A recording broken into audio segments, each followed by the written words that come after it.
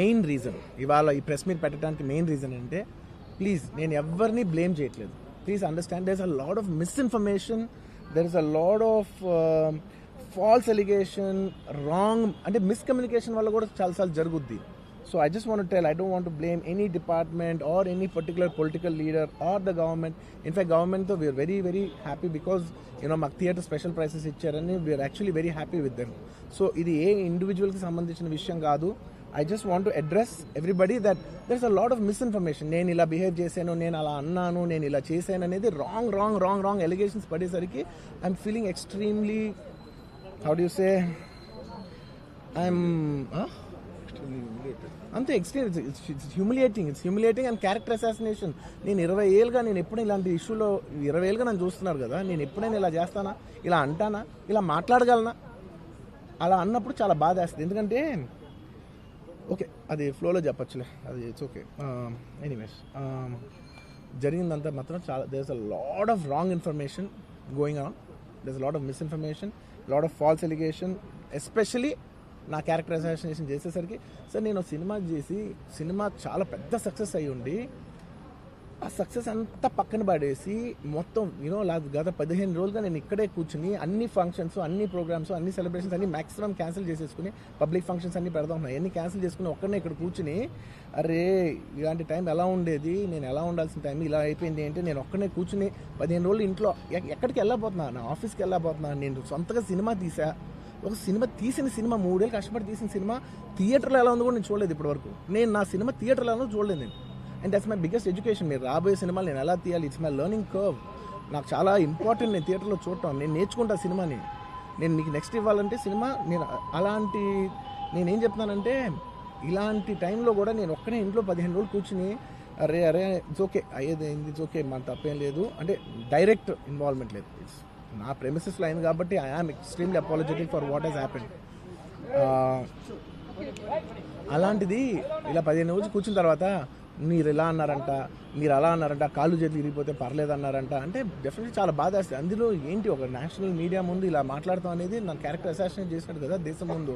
అరే నేను కష్టపడిందే ఈ 3 ఏళ్ళు తెలుగు వాళ్ళకి. నా ఆడియో ఫంక్షన్ చూడండి నేనేమన్నాను, నా సినిమా చూడండి అది అన్నాను, నేనేమన్నాను, అరే మన తెలుగు వాళ్ళు పరువు తీసి ఎక్కడో నిలబెడదామని ఒక అటెంప్ట్తో చేశాను. అలాంటిది నేను అంత ప్యూర్ ఇంటెన్షన్తో చేస్తే నేను ఇలా చేశాను అలా చేశాను, నా మీద ఫాల్స్ ఎలిగేషన్ నాకు ఎంత బాధ వేస్తుంది. This is personally I mean to nobody. I respect everybody. నేను అసలు ఇదేం పర్సనల్ అటాక్ కాదు, ఏమీ కాదు. నేను జస్ట్ నా గురించి ఫామ్ అవుతున్న ఇన్ఫర్మేషన్ పీపుల్కి చెప్దామని, బట్ ఇలా జరుగుతుంది ఇది నిజం కాదు దయచేసి అర్థం చేసుకొని చెప్పడానికి. అండ్ ఒక సిరీస్ ఆఫ్ ఈవెంట్స్లో చెప్తాను జరిగిన విషయం. ఏమంటే జరిగిన విషయం చాలా అన్ఫార్చునేట్. నేను గత 3 ఏళ్ళుగా ఈ సినిమా చూసే థియేటర్లో చూస్తేనే నాకు తెలుస్తుంది. అంటే నేను ఇన్ని కోట్లు పెట్టి అమ్మేం కదా సినిమా, నాకు రెస్పాన్సిబిలిటీ ఉంటుంది. సినిమా ఎలా ఉంది అది థియేటర్లో చూస్తే నా 3 years ఎఫర్ట్, అది జస్ట్ ఒక షో కాదు. నాకు ఎమోషనల్గా అది 3 years ఎఫర్ట్. అసలు ఏమవుతుంది నా future, you know it's like make or break moment for me. So అలాంటి ఇంపార్టెంట్ పాయింట్లో నేను వెళ్తూ నేను అదే ఆలోచించాను తప్ప నేనేమి ఇర్రెస్పాన్సిబుల్గా గత 20-30 ఏళ్ళుగా నేను అదే థియేటర్కి వెళ్తున్నాను. ఓల్డ్ సినిమాలకి వెళ్ళాను నేను అదే థియేటర్కి. నా సినిమాలు కాకుండా బయట సినిమాలకి వెళ్ళా. ఎప్పుడు ఇలాంటి యాక్సిడెంట్ అవ్వలేదు. అండ్ నేనేదో ఇర్రెస్పాన్సిబుల్గా థియేటర్కి వెళ్ళిపోయాను, పర్మిషన్ లేకుండా వెళ్ళిపోయాను అనేది అబ్సల్యూట్లీ ఫాల్స్ ఇన్ఫర్మేషన్. అలాంటిది ఏమీ లేదు.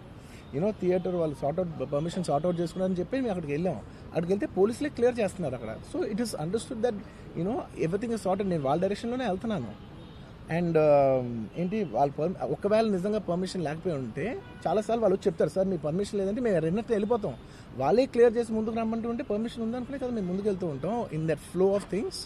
సో నేను ఆ మైండ్ స్పేస్లోనే ఉన్నాను. అండ్ మెయిన్ నేను చెప్పాల్సింది ఏంటంటే అసలు ఇక్కడ you know this a false allegation that there is a road show, ఏంటిది ప్రొసెషన్. అసలు ప్రొసెషన్ కాదు, రోడ్ షో కాదు, ఏమీ కాదు. జస్ట్ థియేటర్ ఇక్కడ ఉన్నాను, అక్కడ theatre just couple of yards away from the theatre.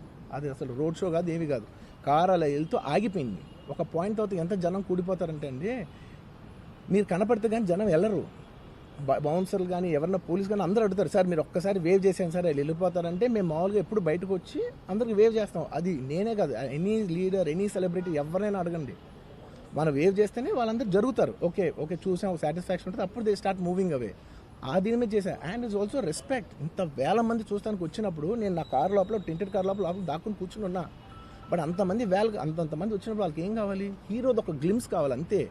అది కూడా ఇవ్వకపోతే నేను ఎంత యారగెంట్ కింద ఉంటుంది. ఇంతమంది ప్రేమ చూపిస్తే నాకు కాలుగా కూర్చున్నారులే అనుకుంటాను నేను.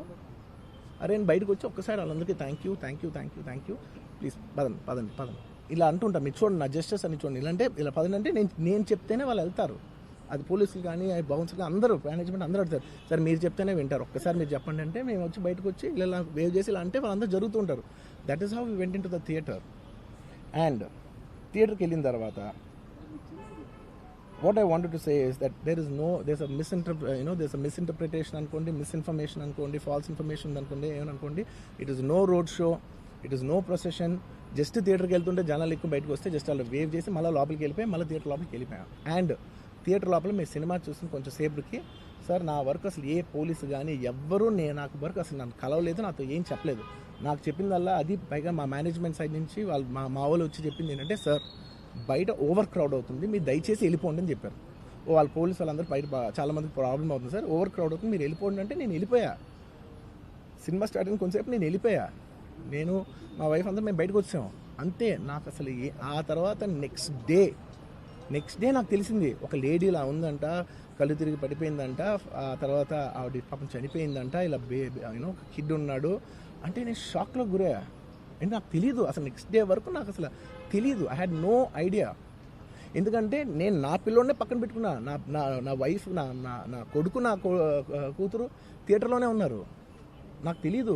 నిజంగా అలా జరుగుండి ఉంటే, నాకు తెలిసి ఉంటే నేను వాళ్ళు తీసుకుని వెళ్ళిపోతాను కదా, మినిమం కదా, ఎవరైనా వాళ్ళ పిల్లలు వాళ్ళు తీసుకుని వెళ్ళిపోతారు కదా. నాకు తెలియని కూడా తెలియదు. సరే పిల్లలు వాళ్ళు చూసుకుంటారు, మనం వెళ్ళిపోతే క్రౌడ్ క్లియర్ అయిపోతే, ప్రాబ్లమ్ సాల్వ్ అయిపోతే నేను వదిలేసి వెళ్ళిపోయా.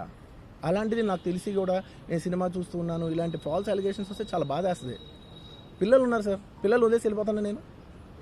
నా పిల్లలు అంటే ఎంత ఇష్టం తెలుసు, ఎవరైనా ఉంటారు కదా, తీసుకుని వెళ్ళిపోతారు కదా. అలాంటి నాకు క్లూ కూడా లేదు. నేను ఇంటికి వెళ్ళిపోయిన తర్వాత నేను వెళ్ళిపోయిన నెక్స్ట్ డే నాకు మార్నింగ్ తెలిసి ఇలా చనిపోయారంటే షాక్ అయ్యాను నేను. షాక్ అయ్యి ఇమీడియట్గా నేను బాస్కు ఫోన్ చేశాను, మా బన్నీ వాసుకు ఫోన్ చేసి, వాసు ఇమీడియట్గా హాస్పిటల్కి వెళ్ళి వాళ్ళ కలు నేను వస్తానంటే, సార్ నేను మొత్తం అక్కడ వెళ్ళి సెట్ చేసి వస్తాను, వాళ్ళందరూ ఎమోషనల్గా ఎలా ఉన్నారు ఏంటో మనం ఫస్ట్ చెక్ చేసుకున్న తర్వాత మీరు దిగాలి, ఒక నిమిషం ఆగండి సార్. వెళ్ళిపోయిన తర్వాత వాసు నేను వస్తానంటే, సార్ మీరు రావద్దు ప్లీజ్, దయచేసి మీరు హాస్పిటల్ రావద్దు, ఇక్కడికి గందరగోళం అయిపోద్ది, నిన్న నైట్ మీరు థియేటర్కి వెళ్ళారు, ఇష్యూ అయింది, చాలా ప్రాబ్లం అయింది, ఇప్పుడు మీరు హాస్పిటల్కి వచ్చి మళ్ళీ ప్రాబ్లం అయితే మాత్రం సార్ చాలా ప్రాబ్లం అవుతుంది సార్, నేనే వాళ్ళని కొంచెం వాళ్ళ రిచువల్స్ అవన్నీ అయిపోయిన తర్వాత మీ దగ్గర తీసుకొస్తానని చెప్పాడు. ఓకే అని వెయిట్ చేసేసరికి ఇమీడియట్గా ఏం చెప్పారు, సార్ మేమనుకోవద్దు, వాళ్ళు మీ మీద కేసు ఫైల్ చేశారు, ఇప్పుడు మీరు వాళ్ళు కలవడానికి లేదంటే నేను మా లీగల్ టీం అదేం పర్లేదు వాసు నేను వచ్చేస్తాను. నేను కొంచెం మూర్ఖంగా మాట్లాడుతుంటే, సార్ మా లీగల్ టీం చాలా స్ట్రిక్ట్గా చెప్పింది, sir they file the case on you, మీరు ఇప్పుడు వెళ్తే legally it is not right thing to do, please don't go అని చెప్తే అప్పుడు ఆగాల్సి వచ్చింది. సార్ నాకు ఒక్కటే విషయం చెప్తా సార్, ఎవరో వైజాగ్లో చనిపోతేనో, లేకపోతే చనిపోతున్నారంటేనో, లేదంటే విజయవాడలో చనిపోతున్నారంటే ఒక పెద్ద ఆవిడంటేనో, లేదంటే చిరంజీవి గారి ఫ్యాన్స్ మన నూర్బాయ్ లాంటి వాళ్ళు, లేదంటే కళ్యాణ్ గారి ఫ్యాన్స్ మన ఎవరో అంటేనే వాళ్ళందరికీ నేను వెళ్ళి పర్సనల్ సార్ ఇక్కడి నుంచి విజయవాడ వెళ్ళాను సార్, నేను ఎవరినో కలవటానికి, ఒక లేడీని, ఒక వైజాగ్ వెళ్ళాను ఇక్కడి నుంచి.